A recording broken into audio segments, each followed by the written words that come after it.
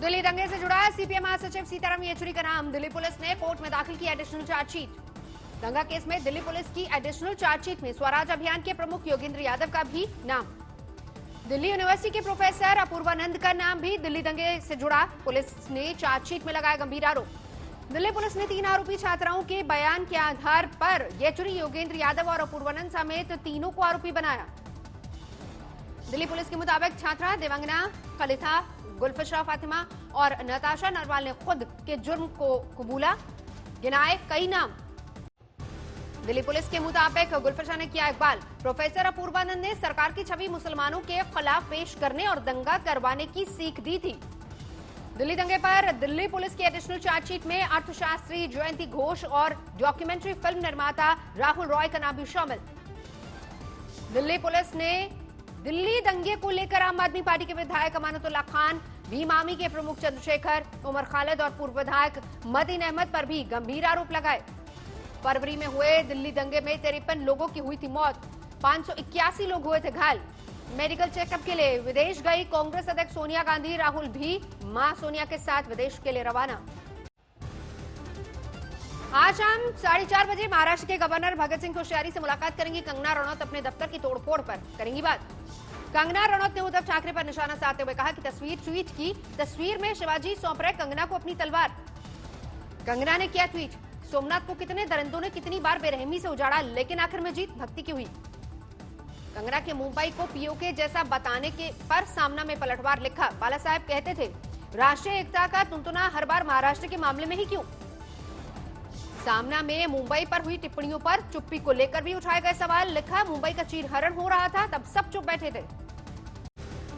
रिया चक्रवर्ती drugs case में NCB की कार्रवाई तेज। ड्रग पेडलरों के ठिकानों पर छापामारी में हाथ आया करमजीत उर्फ केजे। एनसीबी ने केजे के पास से गांजा और चरस भी बरामद की। साथ ही एनसीबी की टीम ने दादर वेस्ट से एंथनी फर्नांडिस समेत 2 ड्रग पेडलरों को नशे की खेप के साथ दबोचा। पवई से अंकुश अरेजा गिरफ्तार। गोवा से कई किर्श कोस्टा की गिरफ्तारी हुई। बड़े पैमाने पर ड्रग सीज की गई। मुंबई और गोवा में रेड के दौरान कुल 7 ड्रग पेडलर हिरासत में लिए गए। समीर वानखेड़े की अगुवाई में एनसीबी की छापामारी। मुंबई में कई ठिकानों पर एनसीबी के छापे। एनसीबी की पूछताछ में रिया का सनसनीखेज खुलासा। सुशांत की पार्टी में ड्रग्स लेते थे बॉलीवुड के कई बड़े नाम। सूत्रों के हवाले से खबर। रिया की ड्रग्स मंडली पर एक और बड़ा खुलासा। ड्रग पेडलर करमजीत उर्फ केजे और जैद के कॉल डिटेल से खुले कई राज। ड्रग पेडलर जैद का सुशांत के हाउस मैनेजर सैमुअल मिरांडा के साथ भी संपर्क। दोनों के बीच 3 बार में 72 मिनट तक हुई बात। Samuel Miranda drug peddler KJ के संपर्क में भी था। 24 सितंबर से 17 मार्च के बीच दोनों के बीच 17 बार हुई बातचीत। सुशांत के हाउस मैनेजर सैमुअल मिरांडा और केजे के बीच 300 मिनट हुई बातचीत। ऋषभ ठक्कर भी था संपर्क में। केजे पर शिकंजा कसने के बाद शौविक के करीबी नमन अहलुवालिया, सूर्यदीप मल्होत्रा पर भी एनसीबी जल्द कस सकती है शिकंजा। शिवसेना को दिखाई अपनी मां के तीखे तेवर पर कंगना खुश। लिखा, इस चंडी रूप से शिवसेना का तो पता ही नहीं, लेकिन मुझे डर लगता है। कंगना की मां ने बेटी के घर तोड़फोड़ को लेकर जताई थी तीखी प्रतिक्रिया। समर्थन में बीजेपी की तारीफ की थी। उद्धव ठाकरे शिवसेना को बहुत तकलीफ हुई है और उसने मेरी बेटी के साथ बहुत अन्याय किया हुआ है। कंगना के घर तोड़फोड़ को लेकर अयोध्या के साधु संत भी नाराज। उद्धव ठाकरे को अयोध्या नहीं आने देने का ऐलान।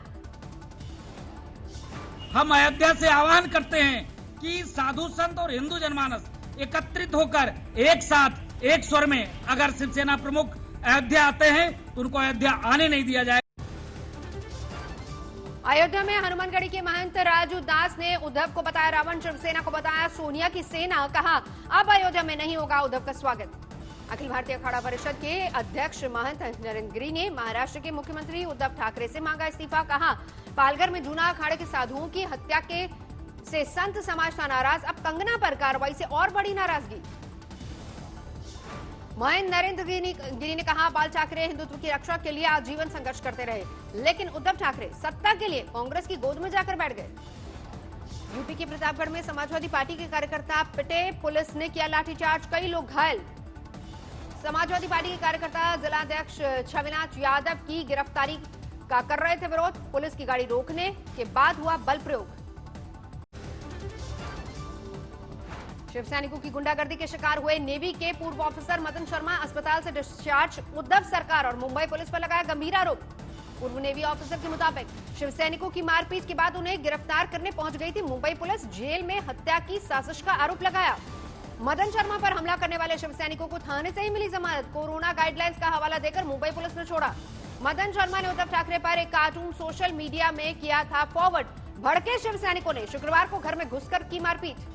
आरोपी शिव सैनिकों को जमानत मिलने पर भड़का पूर्व नेवी ऑफिसर का परिवार। बीजेपी कार्यकर्ताओं के साथ ज्वाइंट सीपी दफ्तर पर धरना। बीजेपी ने बिहार चुनाव प्रभारी देवेंद्र फडणवीस पहुंचे आरा। बीजेपी की संगठनात्मक बैठक में हुए शामिल। फडणवीस ने बिहार में एनडीए की भारी जीत का दावा किया। बिहार में भी महाराष्ट्र सरकार पर किया वार। जेल में बंद लालू यादव पर जमकर बरसे।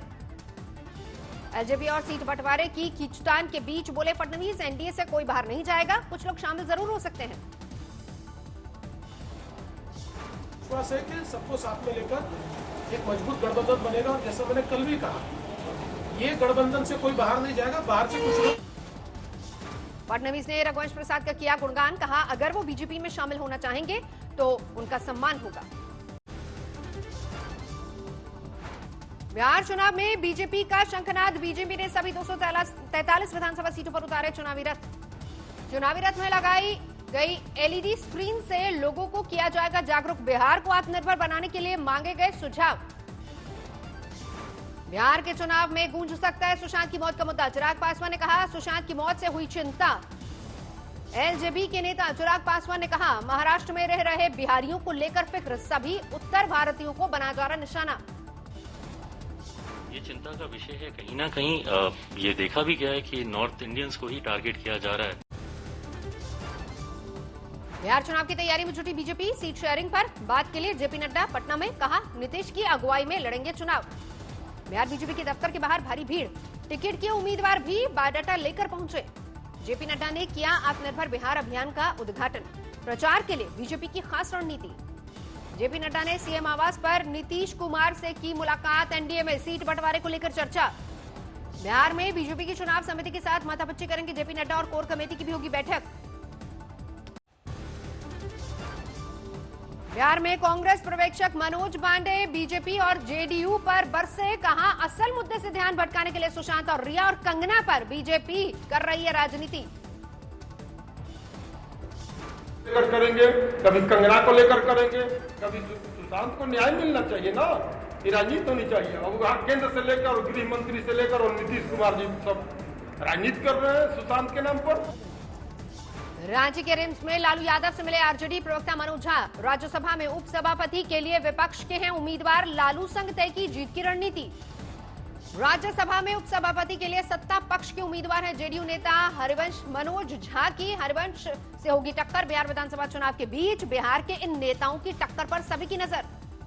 मध्य प्रदेश के खरगोन में बीजेपी सांसद गजेंद्र पटेल ने किन्नर शबनम मौसी को कराया गृह प्रवेश। प्रधानमंत्री आवास पाकर भावुक हुई शबनम मौसी। निवाड़ी में पूजा के बाद दिग्विजय सिंह ने ज्योतिरादित्य सिंधिया पर किया पलटवार। सिंधिया ने 20 साल तक कांग्रेस को भोगने का लगाया था आरोप। दिग्विजय सिंह ने पूछा, क्या भोग सम्मान और मंत्री पद? देश में कोरोना के बढ़ते कहर के बीच बीजेपी महासचिव कैलाश विजयवर्गीय के बयान से खुली सरकारी इंतजामों की कलई। अस्पतालों में बेड की कमी हुई उजागर। कैलाश विजयवर्गीय ने कोरोना पीड़ितों को होम आइसोलेशन में रहने की नसीहत दी। कहा, बेहद जरूरी होने पर ही अस्पताल में आए, तभी अस्पतालों में पर्याप्त बेड की संख्या बनी रहेगी। कैलाश विजयवर्गीय ने किसानों के मुआवजे को लेकर पूर्व मुख्यमंत्री कमलनाथ पर किया वार। कहा, कमलनाथ ने नहीं जमा की थी बीमा राशि, शिवराज ने दिलाया 4000 करोड़ का मुआवजा। पुणे के इंद्रापुर में कोरोना जांच के जनता को मंत्री दत्ता भरणे और अंकिता पटेल ने किया प्रोत्साहित। घर घर जाकर की थर्मल स्क्रीनिंग। देश में जारी है कोरोना का कोहराम। 24 घंटे में 97,000 से ज्यादा नए मामले।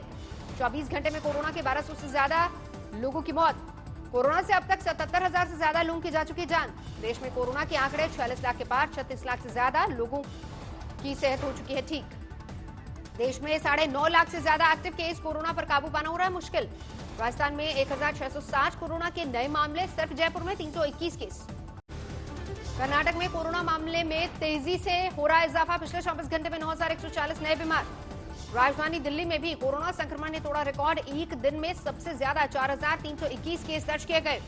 दिल्ली में 24 घंटे में 28 कोरोना मरीजों की मौत। कुल मौत का आंकड़ा 4,600 के पार। तमिलनाडु में 24 घंटे में करीब 5,500 नए कोरोना मामले, 76 लोगों की मौत। कोरोना संक्रमण को लेकर सुप्रीम कोर्ट के चीफ जस्टिस ने जताई चिंता। कहा यही हाल रहे तो अदालतों में लग जाएगा लंबित मामलों का अंबार। एलएसी तनाव के मद्देनजर आज भी भारत चीन के बीच ब्रिगेडियर कमांडर स्तर की बातचीत। चुशूल में 4 घंटे की माथापच्ची रही बेनतीजा। मॉस्को में भारत और चीन के विदेश मंत्रियों की बैठक के बाद विदेश मंत्रालय ने जारी किया बयान। कहा एलएसी स्थिति बदलने की कोशिश नहीं होगी बर्दाश्त। अरुणाचल प्रदेश के 5 युवकों को चीनी फौज ने किया भारत के हवाले। किबुटू बॉर्डर पर भारतीय सेना ने ली सुपुर्दगी। 5 युवकों की वापसी पर अरुणाचल के मुख्यमंत्री पेमा खांडू ने जताई खुशी। सेना का शुक्रिया अदा किया।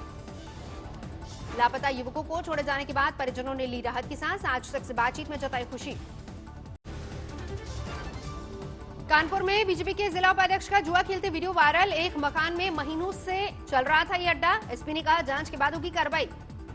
रांची में राज्य के 12 जिलों के सहायक पुलिसकर्मियों का धरना। सिपाही के पद पर सीधी भर्ती की मांग। 2017 के अनुबंध का दिया हवाला।